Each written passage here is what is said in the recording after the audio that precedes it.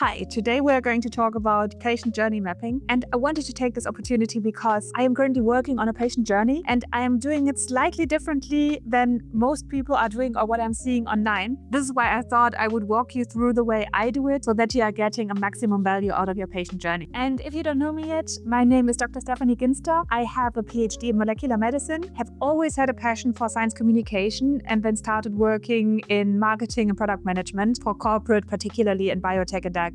Now I have started my own business as a healthcare marketing consultant. Very happy that you are here, and let's get straight into the content. So for the sake of having an example, let's say you are developing an app that is helping patients with managing side effects after chemotherapy. So the purpose of a patient journey is generally to understand where in the patient journey is your product as valuable as possible for the patients, and how can you approach them in order for them to understand that your product exists. By the way, as soon as you figured this whole thing out, I also have a video for how to create brand awareness. You can find this right here, so also go check this out. So in the patient journey, you map out the real life process that patients are going through, from the point of noticing first symptoms to the point of being healed and having closed this chapter of whatever disease or issue they have had. So simply understanding the medical stations people are going through is quite simple. Let's assuming we're talking about breast cancer patients, then it is noticing a lump or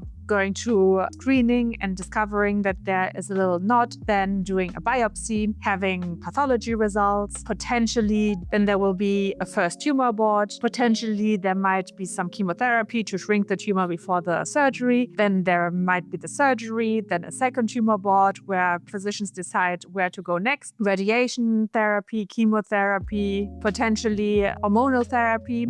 But this is just for you to understand the concept. So I won't map out the whole patient journey of a breast cancer patient here. So on a superficial level, you're mapping out the clinical timeline for the patient. Next, and I don't see many people do this, is to map out the pain points that come with each station. So a pain point could be the side effects of chemotherapy. A pain point could be the fear of what is going to happen, will I survive, etc. And the uncertainty how the future is going to look like. And very importantly, a pain point is not, for instance, I don't have an app that can help me manage the side effects of chemotherapy. This is something that no patient thinks. It is something that is too much in people's minds if you already have a startup that is offering the solution. But I keep saying this in every video. If the quote by Henry Ford, if I had asked my customers what do they want, they would have said that they wanted a better horse. So a patient is not going to think, I wish I had an app. Maybe some people think, and they will probably then be a startup founder to create such an app. But really the pain point is more like the side effects are so hard, I don't know how to handle them. I might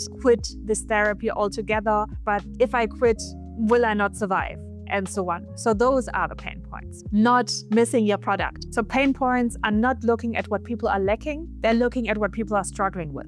Next, you add emotion to each stage. And very importantly, once again, somehow we are not really able, or many people are not able to understand what are emotions and what are problems. So struggling with the side effects of chemotherapy is not an emotion. Being desperate, being angry, being hopeless, those are emotions. And by the way, there's a great book by Brené Brown called The Atlas of the Heart, and it is listing all emotions that humans can feel, and it is really describing them and distinguishing between those. So this is the book.